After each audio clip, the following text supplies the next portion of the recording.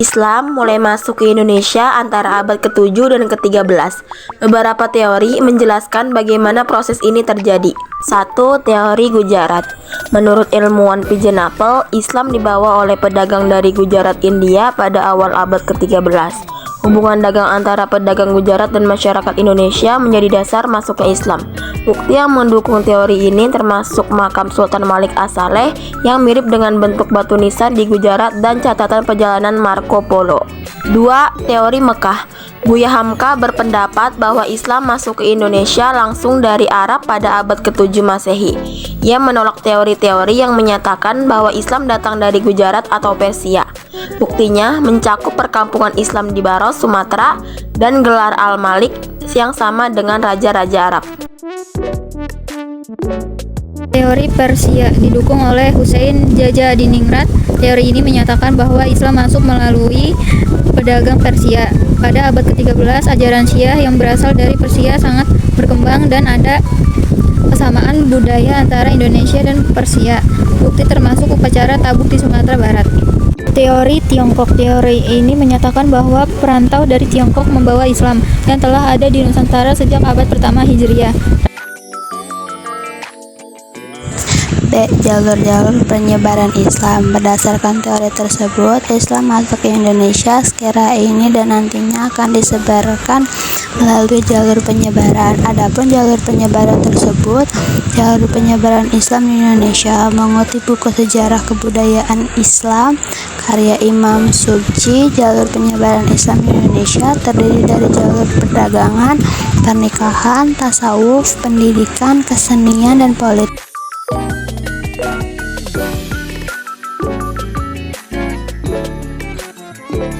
Awal mula berdirinya Kerajaan Goa Talo. Sejarah Kerajaan Goa Talo terbagi dalam dua periode, yaitu sebelum memeluk Islam dan setelah memeluk Islam. Pada awalnya, di wilayah Goa terdapat 9 komunitas yang dikenal dengan nama Bate Salapang atau 9 bendera. 9 komunitas tersebut adalah Tambolo, Lakyung, Saumata, Parang-Parang, Data, Agang Jene, Bisei, Kalili, dan Sero. Dengan berbagai cara, baik damai ataupun paksaan, 9 komunitas tersebut membentuk kerajaan Goa pada awal abad ke-14.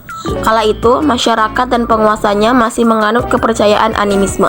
Pemanurung Baenea kemudian diangkat menjadi raja dan mewariskan kerajaan Goa kepada putranya, Tuma Salangga. Kerajaan Goa pernah terbelah menjadi dua setelah masa pemerintahan Tonatangka Lopi pada abad ke-15. Hal ini disebabkan perang saudara antara dua putra Tonatangka Lopi, Batara Goa dan Karaing Loiri Sero, yang saling berebut tahta. Setelah Batara Goa menang, Karaing Loiri Sero turun ke muara Sungai Talo dan mendirikan kerajaan Talo. Selama bertahun-tahun, dua kerajaan bersaudara ini tidak pernah akur, hingga pada akhirnya Raja Daeng Matanre Karaing Tumapa Risi Kalona dari Goa membuat perjanjian dengan Talo dalam kesepakatan dua raja tetapi satu rakyat pada 1565. Perjanjian tersebut menyatakan bahwa kedua kerajaan tidak boleh saling melawan. Setelah bersatu kembali, kerajaan ini disebut Kerajaan Goa Talo atau Kerajaan Makassar dengan sistem pembagian kekuasaan. Raja dipilih dari garis keturunan Goa, sedangkan Perdana Menterinya dari keturunan Talo. Letak geografis Goa Talo dan komoditas yang dihasilkan. Letak geografis Kerajaan Goa Talo lebih dikenal dengan sebutan Kerajaan Makassar.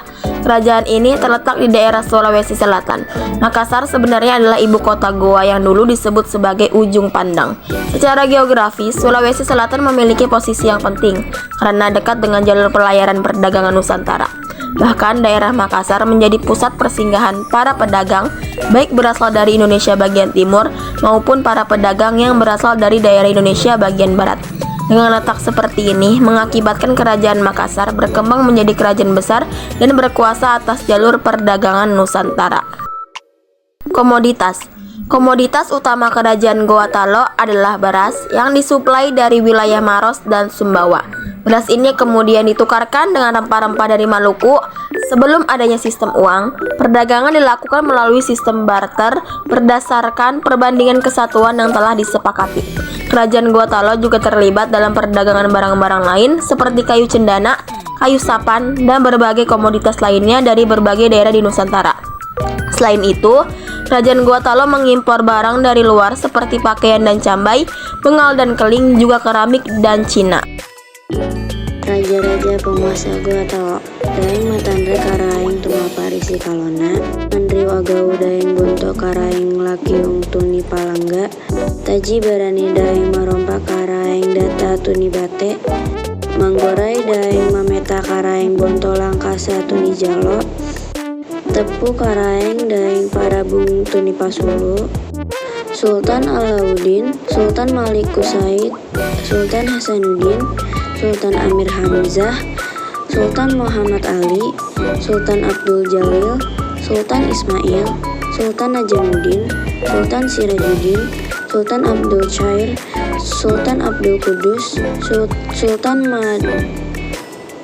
Maduddin, Sultan Zainuddin, Sultan Abdul Hadi, Sultan Abdul Rauf, Sultan Muhammad Zainal Abidin, Sultan Abdul Hadir Aidin, Sultan Muhammad Idris, Sultan Muhammad Hussein, Sultan Muhammad Tahir Muhibbuddin, Sultan Muhammad Abdul Hadir Aiduddin, Sultan Alauddin II, Andi Kumala Andi Ijo.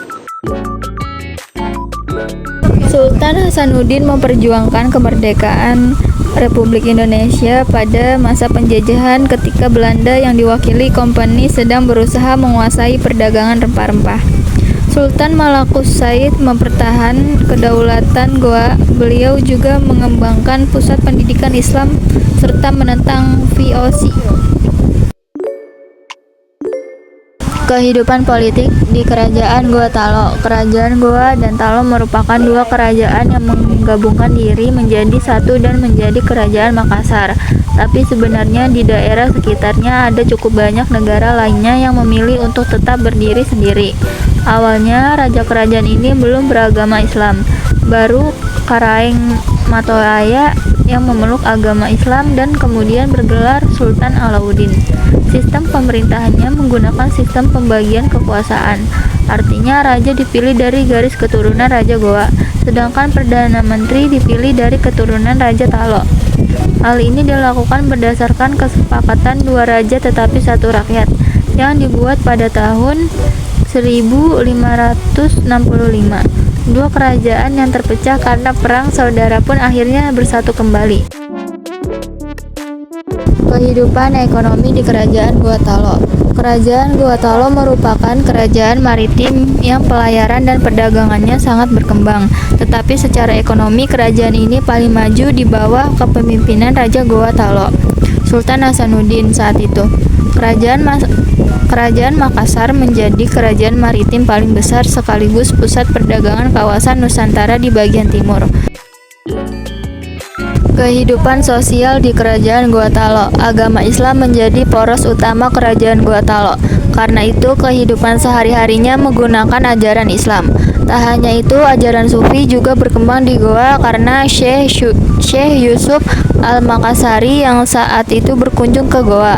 Selain itu, bangsa Bugis juga dikenal sebagai pelaut yang andal. Tentu saja tradisi budaya ini berpengaruh pada kehidupan sosial masyarakat Kerajaan Goa Talo. Para raja Goa menerapkan prinsip mare liberum yang artinya laut bebas. Jadi para nelayan dan pelaut akan membangun jaringan pelayanan dan perdagangan ke pulau-pulau lainnya.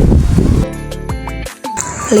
Akhir runtuhnya dari kerajaan tersebut, termasuk peninggalan dan pengaruhnya sampai saat ini. Runtuhnya Kerajaan Goa Talo saat Foch menguasai sebagian besar kerajaan kecil di Sulawesi. Sultan Hasanuddin berupaya melawannya dengan bantuan dari satuan kekuatan seluruh kerajaan Indonesia Timur. Peperangan melawan Belanda saat itu langsung dipimpin oleh Sultan Hasanuddin, namun penjajah terus menambah pasukan yang membuat kubu Goa melemah dan terdesak. Pada 1667, Kerajaan Makassar mengakui kekalahannya dengan bersedia menandatangani Perjanjian Bungoya. Perjanjian ini dinilai merugikan Goa. Pertempuran dengan pihak penjajah pun kembali terjadi saat Foch kembali meminta pasukan tambahan yang akhirnya berhasil merobohkan benteng kekuasaan Kesultanan Goa. Pasca kalah, Sultan Hasanuddin turun tahta dan mengundurkan diri dari kerajaan. Perjanjian tersebut disebut-sebut sebagai penyebab runtuhnya Kesultanan Goa. Kesultanan Makassar mulai mengalami transisi kepemimpinan saat dipimpin Sultan Muhammad Abdul Qadir Aiduddin. Kesultanan resmi menjadi bagian dari Republik Indonesia.